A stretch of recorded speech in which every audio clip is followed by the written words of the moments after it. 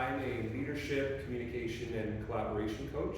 And so I'm just passionate about helping organizations really come together and work cohesively, become more than the sum of their parts, and also up their level of leadership, because that's really what ultimately determines the level of performance at your organization. I would like to suggest, and I say this to most clients when I'm working with them, that what I see often happen in organizations is it's not a lack of technical skills. While of course that can be a problem, it's not really the lack of technical skills that derails teams ultimately, but it more has to do with interpersonal stuff that I see most of the time.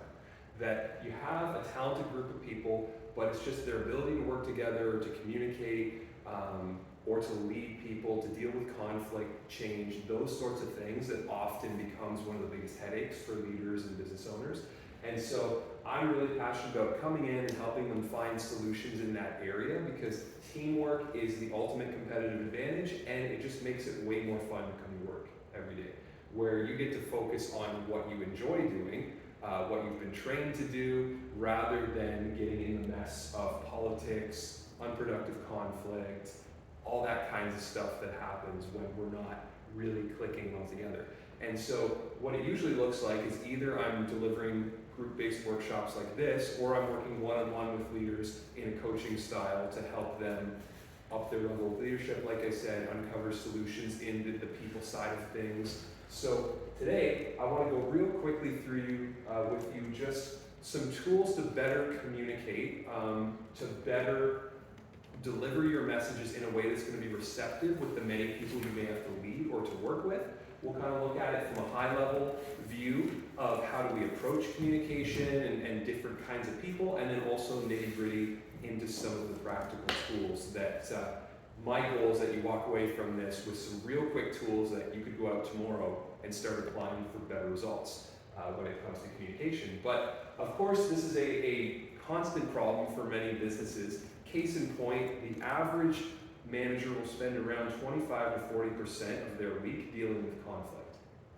And there's been other studies that show anywhere from around 70 to 80% of all organizational related issues can trace their roots back to strained relationships or a gap in communication.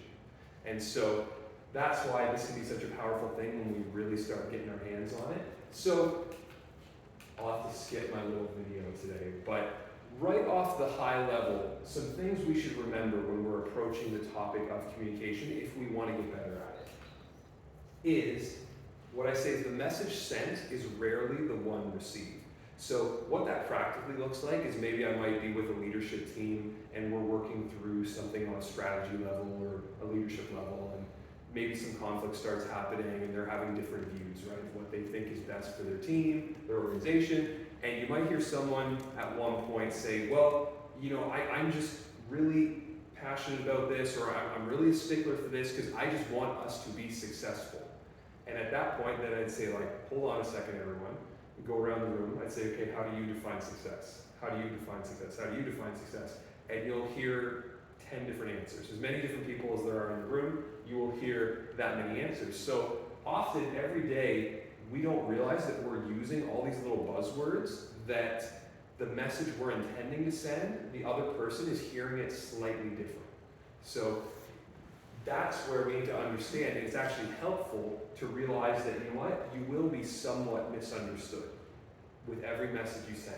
So if we realize that, how would we approach it differently? That's what we'll look at today. But the message sent is rarely the one received. They may be missing 10, 20, even 30% of what you were trying to communicate. Also, the majority of our communication is nonverbal. Perhaps you've heard that before. Another reason for number one is that tone of voice, body language, all that stuff, people will read far more into the message than just the words that we're saying. It's also why how we communicate through email, for example, matters. Because for some of us who might have more lengthy responses, or people who like to just quick one sentence, two sentence things, there is none of that nonverbal communication. And so in the lack or the void of that extra, those extra indicators that people would read from, usually they'll always read it in a negative way. So if there's a lack of tone or information, they're usually going to assume the worst. So nonverbal communication important. every position has an underlying interest. So what someone says is their problem or they want at the first thing is rarely what they actually want. Usually there's always some deeper interest that's underneath it. Could be pressure to deliver to the board or clients. Could be fears, could be anger about something. But usually what people say is the first problem or what they actually want is not actually what they want. And that's important for us to know in any kind of situation where we be negotiating or dealing with conflict. And I'll dive into specific tools and principles for that later on. And then finally, ironically, the most effective communicators actually spend more time listening and observing than actually talking. So that's a really powerful thing to know because most of us, through growing up, through our time in school, the workforce, we are trained to respond rather than to listen and understand. So already someone starts talking and before they're finished, you start preparing your rebuttal of how you disagree with it or why that's not correct. And then once again, you miss important information. So right off the bat, those are some important things for us to realize when we go into any kind of conflict communication scenario. So to start with, I mentioned we're all different, of course, and how do we look at becoming more agile when it comes to dealing with different kinds of people? So especially if you're in a leadership position, you might have 1 report, 2 direct reports, 3, 4, 5, as many as 10, and they're all very different. And so what being agile means is that you can have a meeting or a one-on-one with someone and know some great tools and strategies that work well with them, how to communicate, and then an hour later you could be talking to someone different who has a completely different set of values and priorities. And being agile means that you can quickly adapt on the fly and be able to use some strategies, some tools that's going to work better for that person. And it doesn't mean that we're memorizing, what exactly is the certain thing for everyone. It's how do we know what clues and indicators to look for that can quickly prep us and be like, oh yeah, I have to communicate in this way, or here's some really quick strategies that will work better for this person. So something to get us thinking right off the bat in regards to that is, and I'd love to put this question out to the group, do you find certain types of people easier to communicate with others and why? Any thoughts on that? And I don't mean generally work with, but especially when it comes to communicating with them. Yeah? Women. Women are great. Like, I think women are great communicators, and I love doing business with women, or just in general. They're, they can generally get into a subject and be organized about it much quicker and more enthusiastic than men. Right. And that's a challenge for you? No, the opposite. More comfortable. Yeah. You find it, okay, gotcha. Yeah. So then in other words, you find it challenging for someone who is not enthusiastic or cannot formulate their thoughts around something. Yeah, absolutely. Having to really pull it out of somebody. I mean, it's a challenge that I'm up to often, but in other instances, it's nice to not have to. Yeah, especially because, remind me, you're in sales a lot. Yeah, okay, especially, that makes sense. I'm very blunt with people, so I find it annoying. Very blunt and to the point, right? They are. They just go out, they have no problems telling, right? Whereas sometimes, man to man, they feel, maybe a little bit more resilient to express their conflict or concerns, right? Like Warren was saying, sometimes you gotta really dive deep and dig it out, whereas you give the floor to them and they just let us know what you're working with, right? That's great. I would rather have it all laid out on the line so I know how to deal with it. Yeah, and to that point, you have very direct styles, you have styles that aren't as direct, and then also what they value in the conflict might be different. So even if someone's direct, if their values don't exactly align to yours, that can be a challenge as well. It's like, okay, we both get it out there, but I'm not understanding what you're saying, or I don't see that as relevant in this situation. Other thoughts? Yeah, those are some really good points right off the bat. So what I want to do at the beginning is look at it from individual personalities and how we understand that. Now, there are lots of good, personality assessments, things out there that can help us. For our purposes today, one I use is DISC, and what I find is really good about it is it's not too complicated. It has kind of 4 basic styles, so it's not overwhelming you. And the idea is it's not really a tool for diagnosis, it's just for dialogue, to have better strategy tools so that quickly you can understand some very overarching strategies that's going to apply to certain types of people. So, and this quick tool right here that I'm going to show you can even be really valuable when you're interacting with customers or clients. So if you want to really quickly understand some basic motivations and strategies to better communicate with someone, we got to figure out who they are. So what it looks like is a simple 2-question tool. So when you meet someone for the first time, you're paying attention to their body language, tone of voice, what kinds of things did they say, what kinds of words did they choose to use, and you're thinking to yourself, is this person more fast-paced and outspoken or cautious and reflective? And I realize they could be in the middle, but if you had to pick 51% one way or the other, if you had to pick one, which would you say they are more like? So fast-paced, outspoken, right? Those are people who are very direct, maybe a little more blunt in their approach, but also they'd be very enthusiastic, they'd be bold, dynamic. When they walk into a room, you know they're there. Cautious, reflective, those people, a little more keep to themselves, they enjoy a moderate pace of life. You might see them as very good listeners or very deep contemplative people. So that's the first thing you're asking is, okay, which is this person more like? Then the second question, exactly the same way, is are they more questioning and skeptical or accepting and warm? If I had to pick one.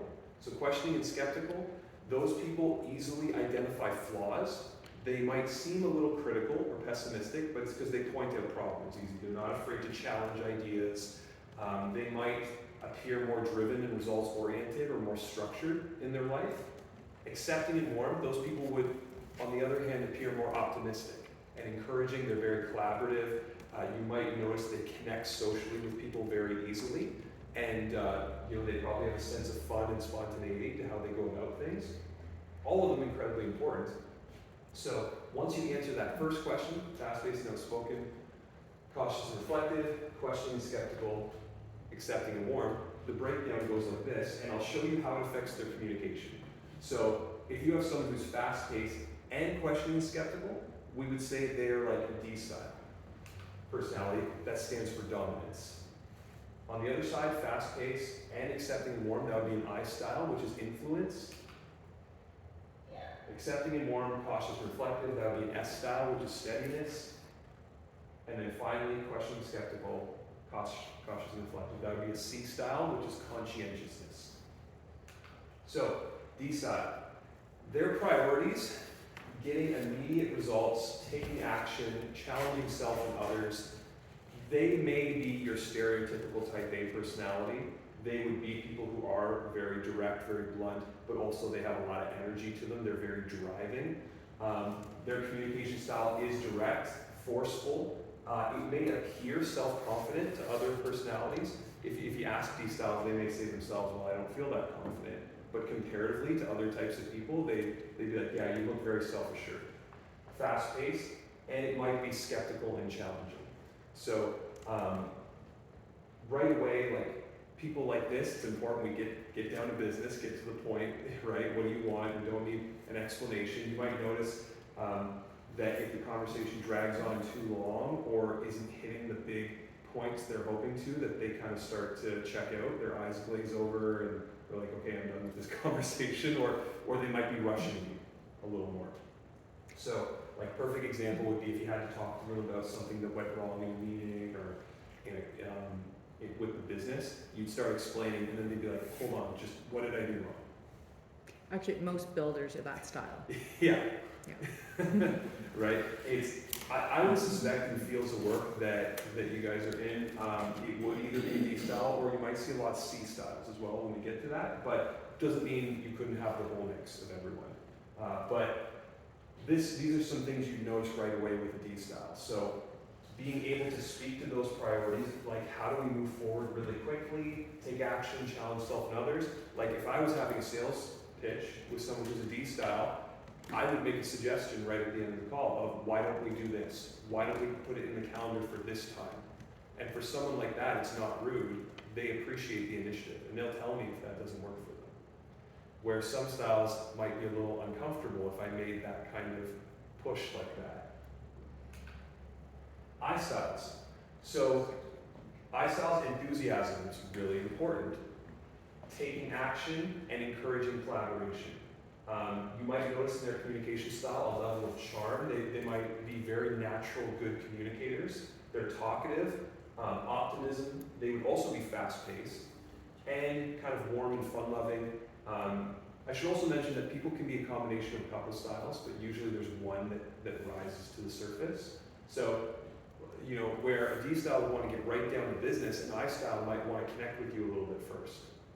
They might be more open to small talk and you know, talking about your weekend. So past company I worked for, my boss was an I style, and I knew before every meeting that we were going to talk for 5 minutes about how the weekend was, stuff like that, and that is not my style. So we clashed a little bit when I first started working for him, because he'd see I'm anxious to get down to business and figure out what we need to do, and he would very much, you know, that wouldn't be how he operates. So right away, styles like this, showing enthusiasm is important. Some I styles might almost get a little uncomfortable or uneasy if they can't tell what you're thinking. Also collaboration. So especially for people who work on your teams, they're going to enjoy collaborative, you know, maybe there's a problem and they're going to want to talk it through with their coworkers, where other styles might want to go and think about it themselves of how to fix this. So with I styles, having kind of a fun, upbeat atmosphere, being able to connect with them personally, but also the fast pace and action, moving things along eventually, is going to be helpful when you're communicating with someone like that. S styles. Priorities for them is giving support, maintaining stability, enjoying collaboration. You might notice these people, like warm really describes them well. They're just someone who's usually a great team player, very loyal, just seems to be friends, connect with everyone. They're not that fast paced, but very supportive. So they might be the first person to ask, like, hey, how's it going? You having a good day? Like, everything all right? You seem kind of off today, right? Just wanted to check in and see how you're doing, right? If someone's not having a good day at work, they may be the first person to do that. Their communication style, you'll notice a lot of patience, a very calm approach. They'll be a good listener, they'll be humble, and they might be a little more pondering and reflective. But for them, support, maintaining stability, collaboration is going to be important. That's also why, for example, they don't like to be rushed on decisions. They like time to go away, think about it. So if I have a client like that, I might put an idea out to them and say, why don't you get back to me when you have some time about this? And I might leave it more with them and either not check in or not as often with someone like that.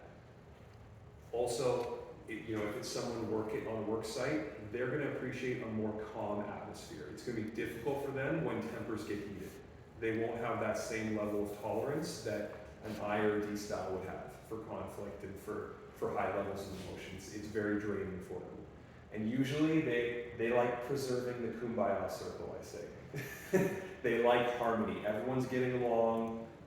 The team's all flowing, working well together. That's going to be where they're in their zone. Finally, C style.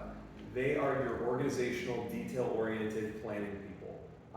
They love ensuring accuracy. They'll be the person to measure 3 times and cut once, right? Maintaining stability, challenging assumptions. So they'll also ask a lot of questions. They might be the person who asks the most questions during a meeting. Not really in a challenging way, but they just want to get all the details. So like, tell me how this works. When exactly are we doing this? And they're trying to check off all their boxes. They may love working with spreadsheets and with checklists. You might notice though they have a bit of a skeptical nature. So for the I style who likes enthusiasm, C is completely the opposite. You either can't tell what they're thinking or they always seem like a little skeptical of every idea, even though they may not be. They may appear very reserved or quiet, but very thoughtful. They might notice things that other people don't notice. They will have a huge attention to detail, precision, very logic focused. They might also enjoy working by themselves more, or they might be the person on your work team who likes being a specialist or an expert in one area. So C styles, I know, like if I'm talking with them, I better have done my homework. I gotta know my stuff because they will point it out. If I'm doing a workshop and there is a typo in my presentation, they will be the first to point it out to me. So, right away we can see that different styles have very different ways they see the world. I especially mention the priorities because the silly example I give is that priorities they're almost like a colored pair of sunglasses that affect how we see the world. So if I'm in a field somewhere, friends with me, and we're wearing two different colored pairs of sunglasses, maybe I'm wearing green, they're wearing red, and out of nowhere, a zebra just up and runs through that field. I know it sounds silly, but someone asks us, okay, what color was the zebra? And I say, oh, that's easy, it's green and black. My friend says, what are you talking about? It's red and black. So we think we're in agreement. We see the zebra, we see the black stripes, but then when it comes to the sunglasses, it's like our personality and priorities. It slightly colors how we see the world. And so if we don't have some emotional intelligence about that or self-awareness, then what will happen is we come to this conflict or this misunderstanding of each other. And most people, if they don't know any better, they will slap a label on that difference, usually a judgment. I don't know why Ryan's so uptight and rigid. I don't know why that person's so flaky and so emotional. I don't know why this guy's such a jerk, right? It's because and maybe they are, but usually we jump to conclusions very quickly at a difference of priorities that someone seems to value social time, organization, results a little more than we do. And then it's like I said, because we don't know, and we don't have an awareness of it, we really quickly assume the worst and make it a personality flaw in that person. It may not be. But the application for this part right here is when we're engaging in conversation with people, we want to use, being able to use some reading questions to identify their disc style. So, hey, what's so important to you about this? Or what would you most like to see happen here? And that might give you some clues as to what kind of style they are. Also, being able to use that two-step tool that we had. Are they fast-paced or cautious, challenging or more accepting? And then from there, once we get a better idea of where they might be, try to frame your message in a way that lines up with their priorities. So if you're with a C style, it's like, okay, we need to speak to results, stability, making sure we're doing quality work. If I'm speaking to a D style, how are we moving this forward? How are we making progress? I style, making sure it's fun and upbeat and showing enthusiasm. Like, hey, I'm really excited about this idea or this new project. S style is support, right? How can I help you? What's gonna help, create the best atmosphere here at the office for everyone? That sort of thing.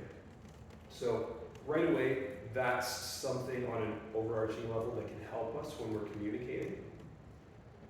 Now let's get into some more of the specific skills that we want to use. So first thing I go over is active listening. Really important principle in general. What does that mean, or why are we using it? Like I mentioned earlier, the problem is that many people, we listen to respond rather than to understand. So we're preparing our rebuttal ahead of time. And when we do this, people feel like we either don't care or we haven't heard them properly, and that's when they become more rigid and defensive or even adversarial.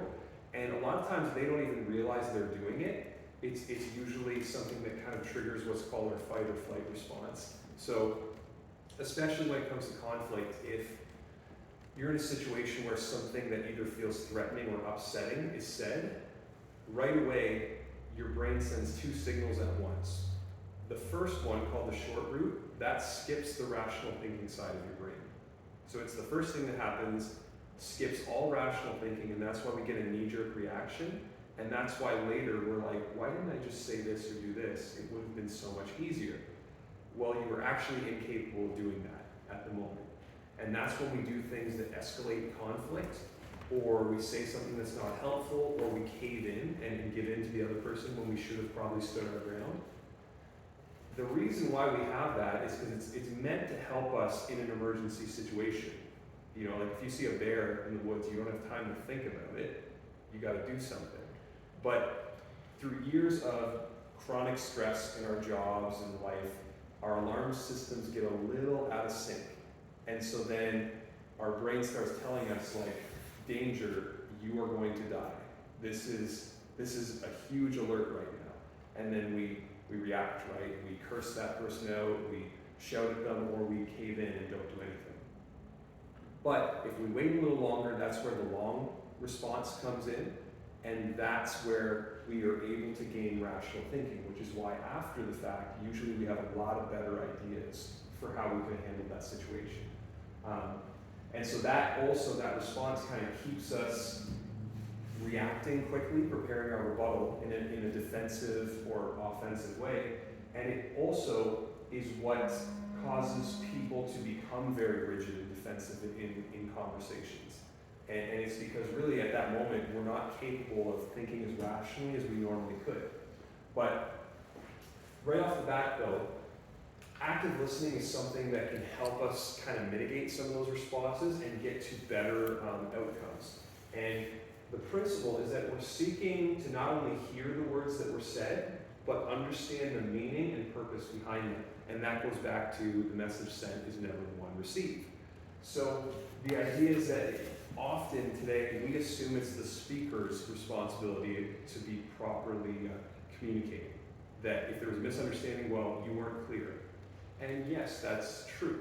But there's also a responsibility as a listener that, you know what, I could have asked a few more good questions and not just assume that what they were saying was actually, or what I heard was actually what they meant to portray. So if we go in with that assumption, it better prepares us to ask good questions. And the two primary goals is intention. We're trying to figure out what was the intent of that message beyond just the words that were said. And attention, they need to see that I'm focused and paying attention to this conversation right now. And the benefits of taking that approach is it will help identify those gaps in understanding more. It's going to help the other party feel validated, and it's going to stop some of those defensive responses and also increase the chances of cooperative responses. And it's going to lead to more innovative solutions because we're not going at our first reaction to what we think the best idea is. Because once again, chances are, when our rational brain kicks in, there'll be other options and even better solutions that we might arrive at. So those kind of responses and the lack of active listening sometimes keeps work teams from being the best. It makes it more difficult for us to deal with clients and customers when they have complaints. So this can be a really good solution in those kinds of situations, especially if you're in a leadership position, interacting with people a lot, or maybe you might have to be the mediator between some team members who don't like each other or having a conflict. So how do we start becoming better at active listening? First thing is we need to be empathetic and non-judgmental, and that even speaks back to just the understanding the sunglasses thing. It is right away challenging ourselves and realizing, okay, like I really gotta focus to not let my first thought be the one that I assign to that person. Using engaged body language, so eye contact, the occasional head nod, maybe not looking at my phone or computer. Another important one, if you're more of a talker or a verbal person, take turns. So if the other person's more quiet, maybe stop and say, hey, like, I've said a little bit, what are your thoughts on that? Can you give me some feedback before we go further? And 80% of the time listening, that's just an arbitrary number, but like the first principle at the beginning of the workshop, it's just spend more time listening and asking questions. And then making proper use of questioning and paraphrasing. I'll speak more to paraphrasing in a second, but that's a really good tool. And then also understanding with questions, okay, we can ask closed questions that are like a yes or no answer, great for clarifying information, or we can ask open-ended questions if we want to understand what that person's perception of the events was. But being able to make better use of active listening and spend more time listening and asking questions that's also the key to becoming much more persuasive and being able to help persuade people, help change people's mind. Because right away, if people see that there's nothing to be defensive about, if they feel like that you care and are trying to better understand them, then they're more likely to want to mirror that kind of behavior. Because that's how human beings act. What happens in conflict is if one person goes up, the other person is way more likely to meet them up there. Same thing, if you go down, there's something that kind of happens at the deeper level of the brain that triggers that other person, they want to come down. It's a common principle in de-escalation as well, that they teach that if you want to be good at it, if you can, no matter how high up there they get, if you can stay down here, everyone is a different level, but most people will reach a point of embarrassment. There's a technical term for it, but essentially there's a point where they will see the gap, feel embarrassed, and come back down. So that's where active listening can help us be in control and not reacting. Now, lots of practical tools I could give you on that, but for limited time today, if I was just to give you one right away, is the use of paraphrasing, making use of it more. So summarizing what someone said in your own words, and the idea is the message that was sent, what was your understanding of it? So you're showing them where that gap is so that they can confirm, clarify, yes, no.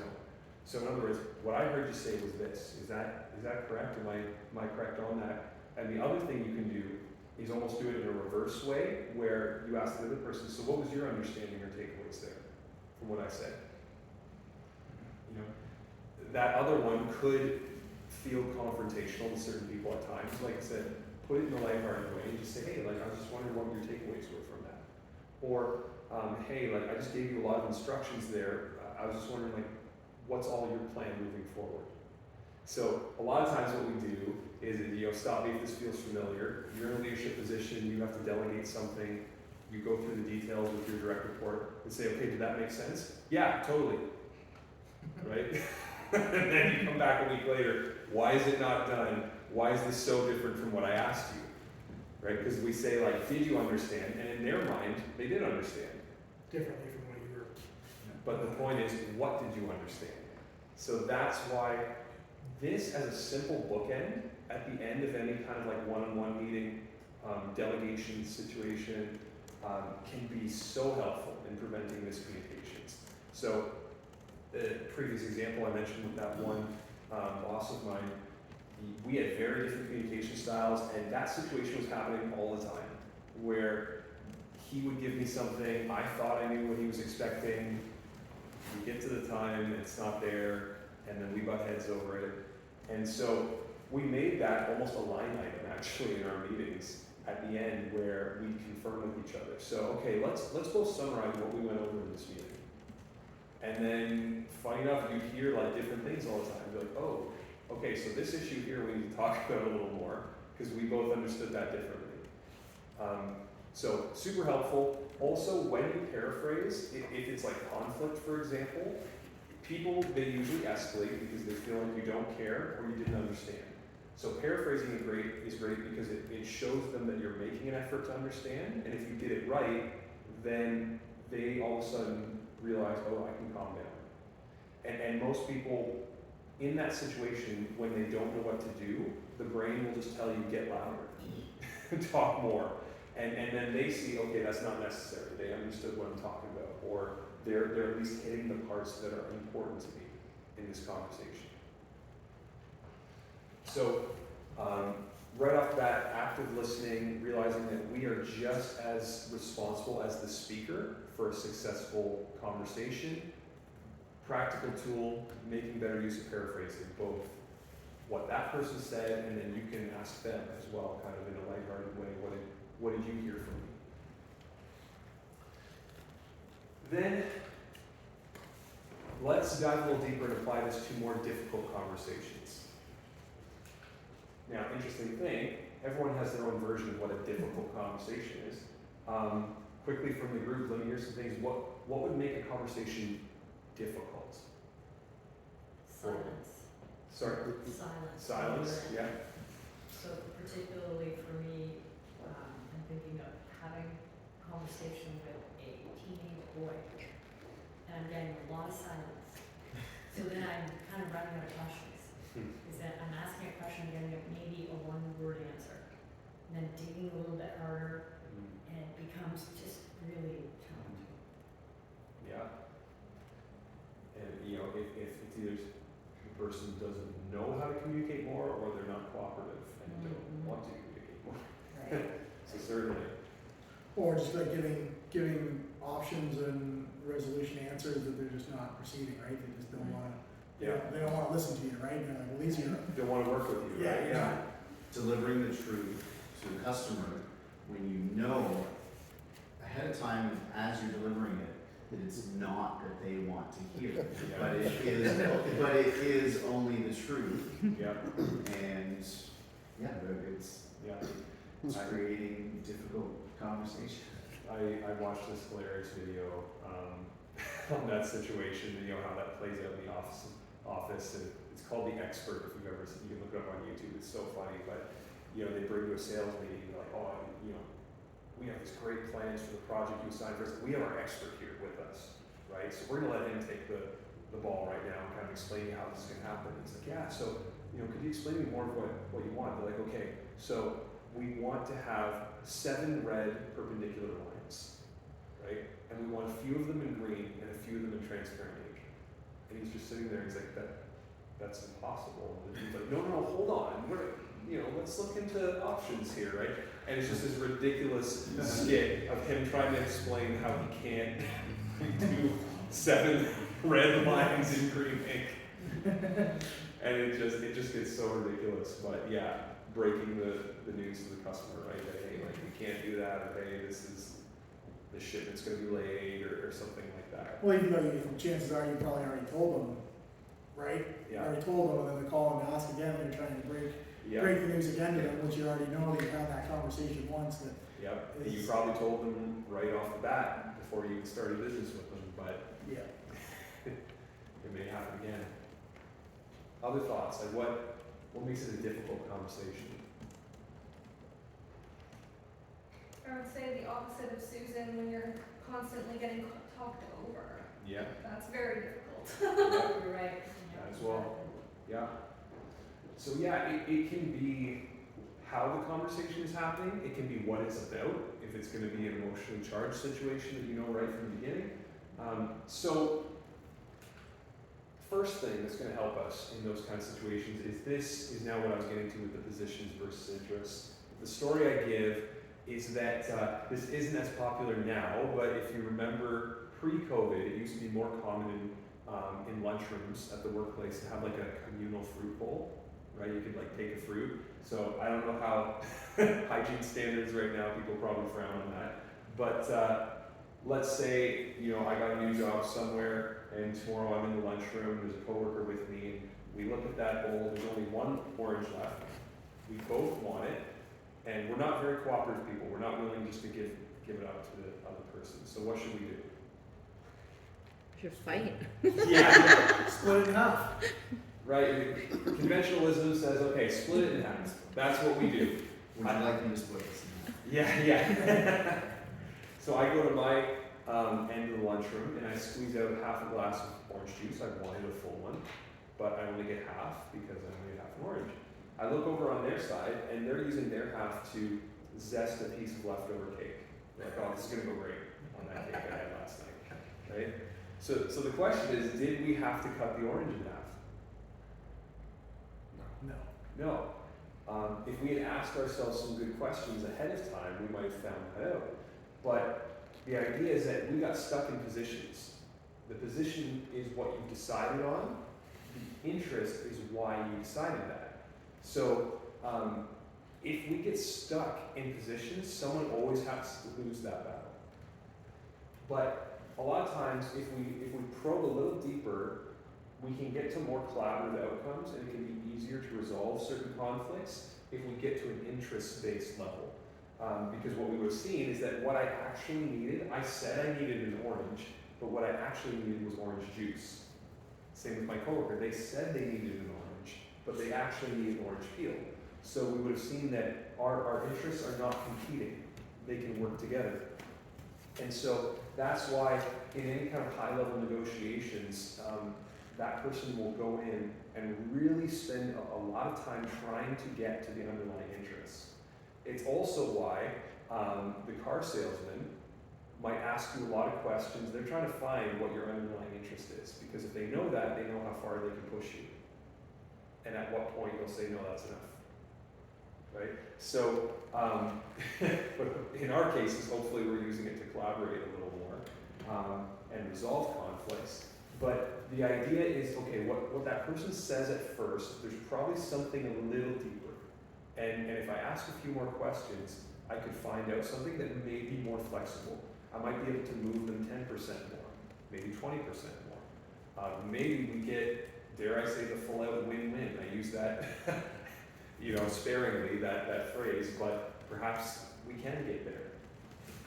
But we also need to be able to move it to a place of more interest. So, right, we already talked about the amygdala hijack that kind of triggers that fight or flight response. So actually, sorry, let me go back. So when it comes to the positions versus interests, that's where open-ended questions can really help us. So things like, why is this important to you? Or what, in your eyes, what led us here? Or what sequence of events led us up to this point? What would you most like to see happen here? Those are all kind of value-based or perception-based questions that can tell you what's going on underneath the hood, so to speak. So that's where, right off the bat, if we get to a point where our positions are incompatible, so, hey, I need you to take on this extra task, sorry, I don't have time for it. It's like, okay, we've hit a roadblock now. Our positions are not compatible. Is there possibly a chance where our interests are? It's worth asking a few more questions. Okay, so, okay, I hear you saying you don't have time to do this. Is there some way we could make time? Or is there some way we could rearrange your priorities? Is there more resources you need to be able to do this? So, but the key thing that's going to help you here is just one, knowing that, the difference between positions and interests, and being ready to kind of have more deeper probing questions. And realizing that first thing they say is probably, it doesn't necessarily need to be the roadblock. And there's probably something else underneath that could help. So then, I mentioned the amygdala hijack and how that kind of leads to bad responses. So what are some things that are going to help us more prevent that hijack? One is just pausing more in conversations if you're able to, even if you're on your own, maybe it's like an email or something that you really want to give them a piece of your mind. Taking deep breath, kind of slowing down.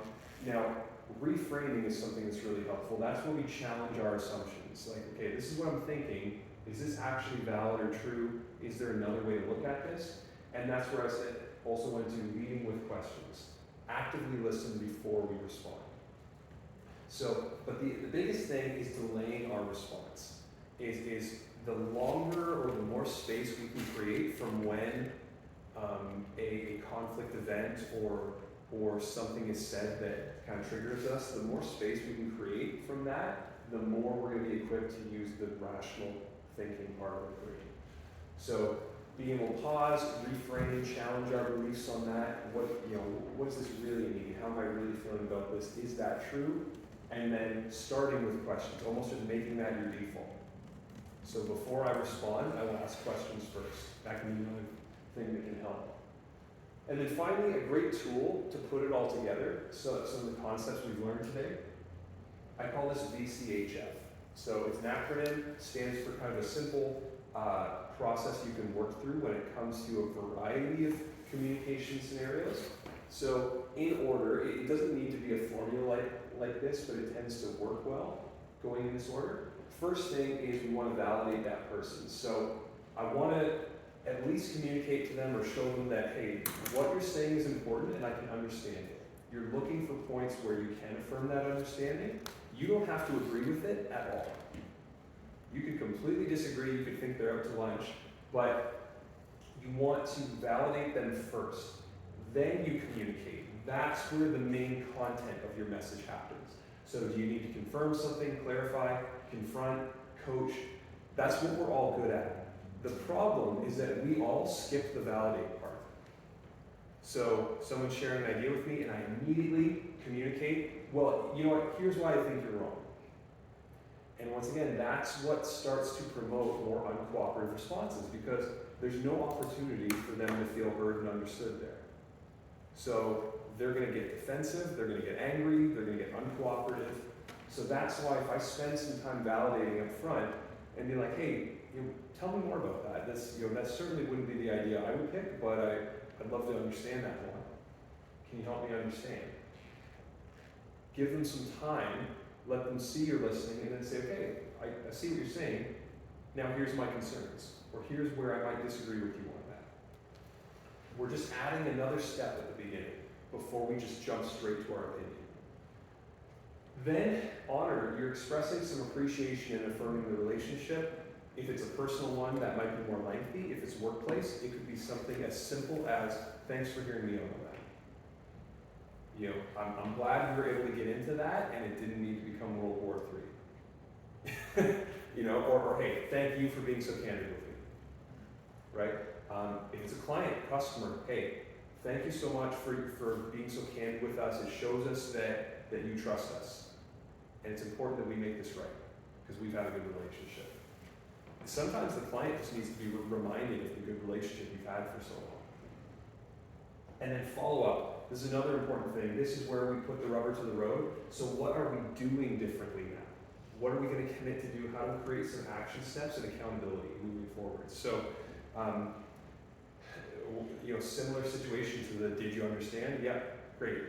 We might have a conflict and okay, I'm sorry too. Okay, glad we sorted this out.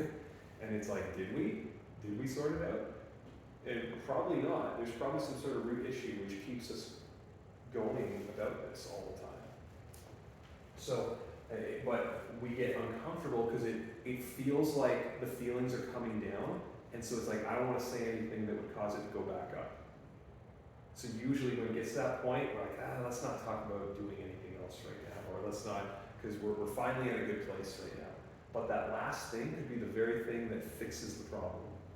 So, someone showing up late for meetings all the time, right? And I pull them aside and say, hey, what are you doing, right? You've been late like 3 times in a row. We cannot have that. It's unacceptable. And then we hash it out, right? And say, okay, just don't be late again, right? But instead, it's like, what do we need to do differently? Because what I hear you saying is that meeting before keeps running late. So, what can we do differently? Do we need to space these meetings out further? Do you need to have a mediator or someone in your meeting to make sure you end at the proper time? Do you have too many things to deal with? Right? So now we've come to a practical solution that doesn't involve personalities. And we're actually dealing with real solutions together. So that's where the follow-up piece can be really important. So, validate, right? Make sure that person feels heard and understood. Communicate your message. Express some kind of appreciation or try to affirm and protect that relationship. And then follow up, what are we practically doing now to continue? So this can be a great process to work through. I have lots of clients put it up on their whiteboards or as a sticky note, especially if you know you're going to have a difficult meeting, then you can even prepare a little bit beforehand and kind of go through those steps. And it's a great way to kind of go in because sometimes conflict, it just catches us off guard and we feel out of control, and that's what causes things to go crazy. But sometimes if we have a game plan and just even a bit of basic structure, you can go in with way more confidence into that conversation. So with that said, I have a few minutes for questions. That was a really quick crash course on some stuff that hopefully will help you, but any kind of communication related